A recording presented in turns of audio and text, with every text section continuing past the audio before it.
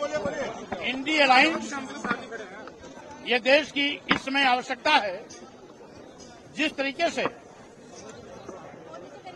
आज पूरे देश में अराजकता है, देश बेचा जा रहा है, लोकतंत्र की हत्या हो रही है, भारतीय संविधान के साथ खिलवाड़ किया जा रहा है, देश के करोड़ों करोड़ नौजवान को बेरोजगार बनाकर रोटी के लिए मोहताज किया जा रहा है, महंगाई से आम जनता की कमर तोड़ी जा रही है,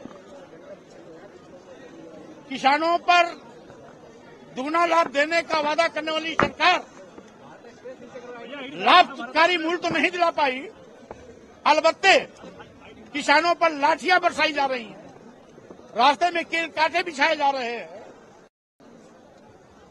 ड्रोन द्वारा आंसू गैस छोड़ा जा रहा है, रबर की बुलेट दागी जा रही है, किसानों के साथ जनजातीय अत्याचार अन्याय हो रहा है, यहां तक कि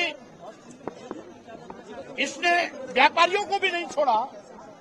जिन मध्यम और लघु श्रेणी के व्यापारियों ने कभी इसको वोट और नोट दिया था, उनको भी ईडी के माध्यम से कमजोर करने की कोशिश कर रही है। उसको देखते हुए भाजपा सरकार देश हित में हटाना जरूरी हो गया है, जो इंडिया अलायंस ही कर सकती है। इसलिए हम आज राष्ट्रीय सोशलिस्ट समाज पार्टी के माध्यम से इस बात के लिए आश्वस्त करना चाहता हूं कि इंडिया अलायंस को हम मजबूत करेंगे, क्योंकि इसमें एक ही लक्ष्य है, बीजेपी हटाओ देश बचाओ, बीजेपी हटाओ लोकतंत्र बचाओ, बीजेपी हटाओ संविधान बचाओ। 24 का चुनाव सर,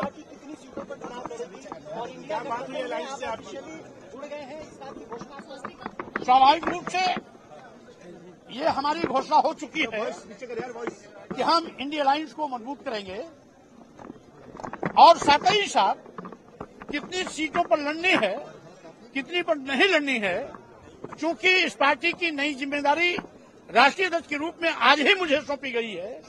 इसलिए यहां से खाली होने के बाद अपने पदाधिकारियों के साथ बैठक कर विचार विमर्श कर मैं इंडिया अलायंस के साथियों से बात करेंगे।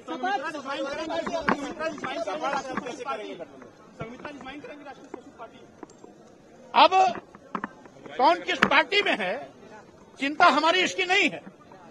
हमारी चिंता भाजपा को हटाने की है, भाजपा को हराने की है, और भाजपा से अगर कोई मेरे घर का सदस्य भी लड़ता है तो उसको भी पराजय का मुंह देखना पड़ेगा। नहीं, चूंकि इसके संयोजक माननीय खड़गे जी हैं, इसलिए इस संबंध में बात की शुरुआत खड़गे जी से होगी। हमारा मकसद सीट और बंटवारा नहीं है, हमारा मकसद है बीजेपी हटाओ, देश बचाओ, लोकतंत्र बचाओ, संविधान बचाओ। सर, खड़गे जी से राजनीतिक पार्टी से बीजेपी को फायदा नहीं हो रहा क्या? कुल मिलाकर के बीजेपी कैसे हारेगी, इसको सुनिश्चित करने के लिए हमें अगर कहीं कुछ कुर्बानी भी देनी पड़ेगी तो मैं उसके लिए भी तैयार रहूंगा, लेकिन मकसद रहेगा इंडिया गठबंधन को मजबूत करने की। यहाँ पर सवाल उठ रहा है कि आप अगर सपा के साथ सीटों का समझौता नहीं हो पाता है तो क्या आपकी पार्टी अकेले भी चुनाव लड़ सकती है? हम कोई ऐसा काम नहीं करेंगे जिससे कि भारतीय जनता पार्टी को जीवनदान मिले। जैसे कि देश के सभी बंदरगाह बेच दिए गए, एयरपोर्ट बेच दिए गए, एयर इंडिया बेच दिया गया, सभी रेलवे स्टेशन बेच दिए गए, कई रेलवे ट्रेनें बेच दी गई, LIC जैसी बड़ी संस्था बेच दी गई। इसके साथ ही साथ ये तो अभी इनकी शुरुआत है, देश को बेचने का सिलसिला जारी है।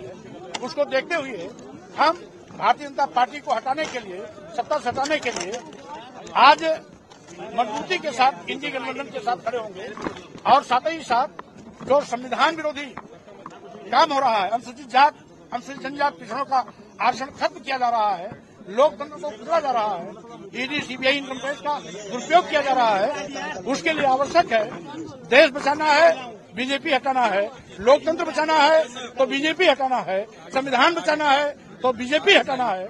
इसलिए इसी मूल मंत्र के साथ हमारा संघर्ष आगे जारी रहेगा।